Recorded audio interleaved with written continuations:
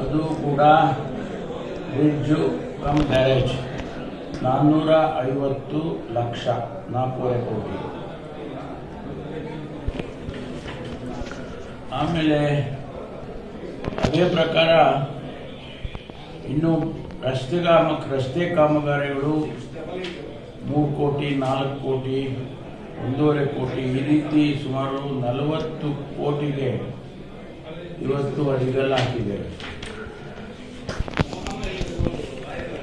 ಇನ್ನು ಮಿಕ್ಕ ಕಾಮಗಾರಿಗಳಿಗೆ ಆದಷ್ಟು ಶೀಘ್ರವಾಗಿ ಅವುಗಳು ಎಸ್ಟಿಮೇಟ್ಗಳು ಆದಂಗೆ ನಾವು ಅದನ್ನು ಅಡಿಗಲ್ಲು ಹಾಕ್ತೀವಿ. ಮಂಜೂರಾತಿ 218 ಕೋಟಿಗೆ ಮಂಜೂರಾತಿ ಸಿಕ್ಕಿರ್ತಕ್ಕಂಥದ್ದು ನಮ್ಮ ಕ್ಷೇತ್ರಕ್ಕೆ.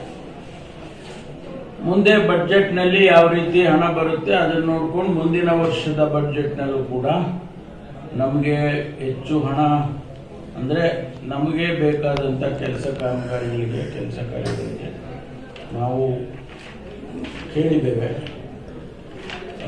ಆ ಭಾಗದಲ್ಲಿ ಕೋರಾ, ಜೋಯಿನಕೆರೆ ಆ ಭಾಗದಲ್ಲಿ ಕೂಡ ಇನ್ನೂ ಹೆಚ್ಚು ಕಾಮಗಾರಿಗಳಿಗೆ ಮಂಜೂರಾತಿ ಕೇಳಿದ್ದೇವೆ.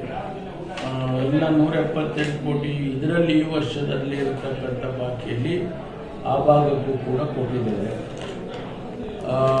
ಮತ್ತು ಅಲ್ಲಿ ಕೂಡ ಅಡಿಗಲ್ಲು ಹಾಕಬೇಕು. ಬಹುಶಃ ಇನ್ನು ಸೆಷನ್ ಬರ್ತಾ ಇರೋದ್ರಿಂದ ಸೆಷನ್ ಮಧ್ಯದಲ್ಲಿ ಅಥವಾ ನಂತರ ಆ ಭಾಗಕ್ಕೆ ನಾನು ಹೋಗಿ ಅಲ್ಲಿ ಅಡಿಗಲ್ಲು ಹಾಕ್ತೀನಿ. ಬಹಳ ಮುಖ್ಯವಾಗಿ ನಮಗೆ ಎತ್ತಿನೊಳೆ ಯೋಜನೆ ಸುಮಾರು 69 ಕೆರೆಗಳಿಗೆ ನೀರು ತುಂಬಿಸುವಂಥದ್ದು ನನ್ನ ದೃಷ್ಟಿಯಲ್ಲಿ ಬಹಳ ಉತ್ತಮವಾದಂಥ ಕೆಲಸ. ಅದು ನಮಗೆ ಈಗಾಗಲೇ ನಾವು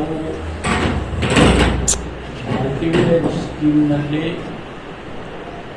69 ಕೆರೆಗೆ ನೀರು ತುಂಬಿಸೋದಕ್ಕೆ ಪೈಪ್ಗಳನ್ನು ಹಾಕಿ, ಕೆರೆಯಿಂದ ಕೆರೆಗೆ ನೀರು ಹೋಗಿ ತುಂಬೋದಕ್ಕೆ ಪೈಪ್ಗಳನ್ನು ಹಾಕುವಂಥದ್ದಕ್ಕೆ ಮಾನ್ಯ ಮೈನರ್ ಇರಿಗೇಷನ್ ಸಣ್ಣ ನೀರಾವರಿ ಸಚಿವರೇ ಬಂದು ಅಡಿಗಲ್ಲು ಹಾಕಿದ್ದಾರೆ.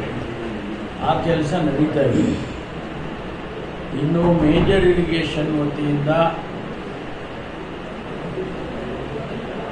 ಎತ್ತಿನೊಳೆ ಯೋಜನೆ ಏನು ನಡೀತಾ ಇದೆ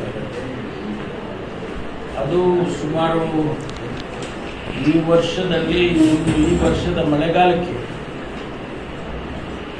ಜೂನ್ ಜುಲೈ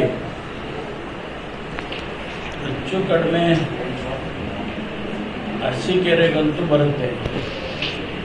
ತುಮಕೂರಿಗೆ ತರೋದಕ್ಕೆ ಪ್ರಯತ್ನ ಮಾಡ್ತಾ ಇದ್ದೀವಿ. ಯಾಕೆಂದರೆ ಮಧ್ಯದಲ್ಲಿ ಒಂದಿಷ್ಟು ಫಾರೆಸ್ಟ್ ಏರಿಯಾದಲ್ಲಿ ನಮಗೆ ಇನ್ನೂ ಕೂಡ ಕ್ಲಿಯರೆನ್ಸ್ ಸಿಕ್ಕಿಲ್ಲ.